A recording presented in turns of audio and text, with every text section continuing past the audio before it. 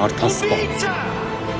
Լավրով մարդասպան Էլինչ պիտի լինի հայ ժողովրդի հետ 2020 թվականի տեղի ունեցածից հետո, 2022 թվականի տեղի ունեցածից հետո, 2023 թվականի տեղի ունեցածից հետո, որ մենք Պուտինի նման երաշխավոր չփրկվենք։ Ու հիմա մեր անելիքն է Պուտինի դաստա ենթարկել բախտության, ես իրենց կլիենտներին էլ ասել, ըստ հավաքվեք Հեռացեք դավաճաններ, վաշխառուներ Դուք խաղաղապաներ չեք, դուք վաճառականներ եք Ձեզ տարիներ շարունակ այս քաղաքում սպառնացել են, վախեցրել են, հետապնդել են, ձեզ ուզել են նվաստացնել,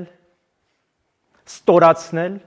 բայց դուք հաղթել եք գազանին, այդ պարազիտին։ Ձեր քաղաքը խորհրդանշում էր մեր երկրի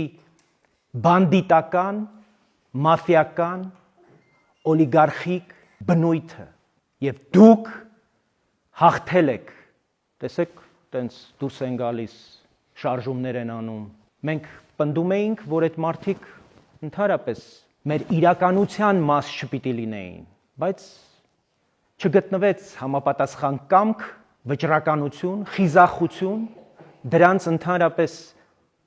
դուրս դնելու մեր իրականությունից իրենք էլ ուժ հավաքեցին այս տարիների ընթացքում, հիմա արդեն քաղաքական հայտ են ներկայացրել ու չնայած իրենց հանցավոր բնույթին մեր պետությանը պատերազմ են հայտարարել։ Մենք իհարկե գիտենք այս ամենի հեղինակին։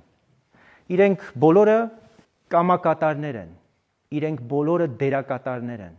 իրենք բոլորը գլուխներ են խոսող։ Իրենց տերը Պուտինն է։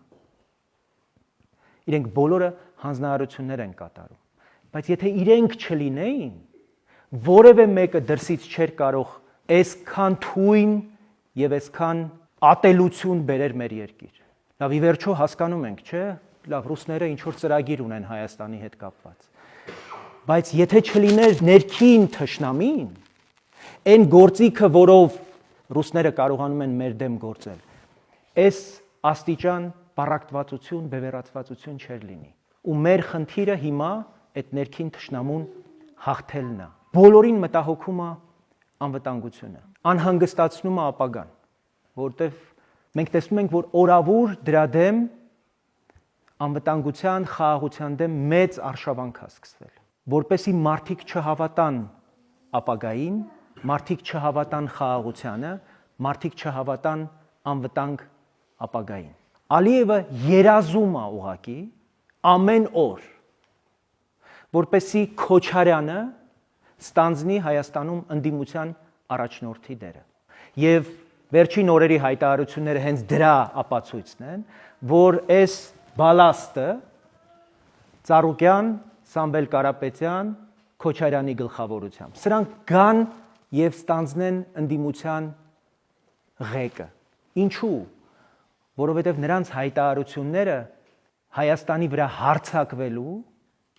Հայաստանի վրա նոր ագրեսիա իրականացնելու լեգիտիմ պատճառը։ Հունիսի 7-ին 3 բան պիտի անի հայ ժողովուրդը։ Քոչարյանը պիտի քաղաքական կախաղան համվի հանրապետության հրապարակում։ Երկրորդ, Քոչարյանը պիտի կախաղան համվի հանրապետության հրապարակում։ Քոչարյանը պիտի կախաղան համվի հանրապետության հրապարակում։ Քանի այդ ոճրագործ մարդակեր մարդասպանը մեր պետությունը կեղեքած մեր երկիր հոկտեմբեր 27 ու մարտի 1 բերած այդ ոճրագործը պատասխան չի տվել մենք հանգիստ չենք ապրելու մենք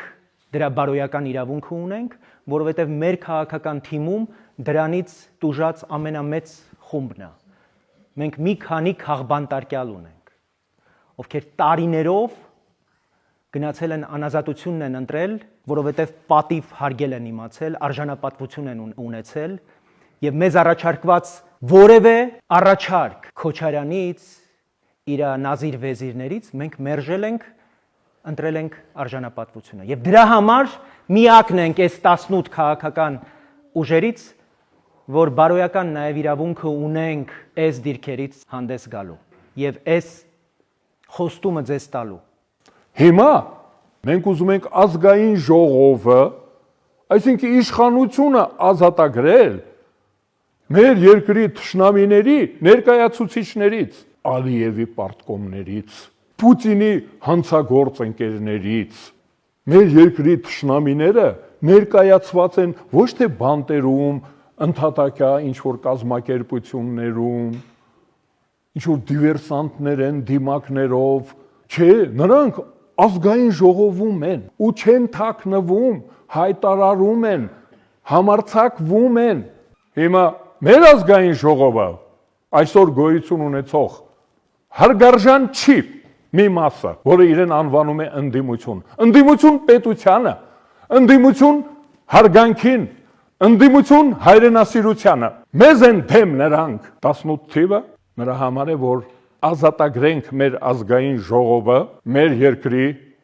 մեր ազատության, մեր ժողովրդավարության, մեր արդարադատության, մեր ապագայի ընդդիմությունից։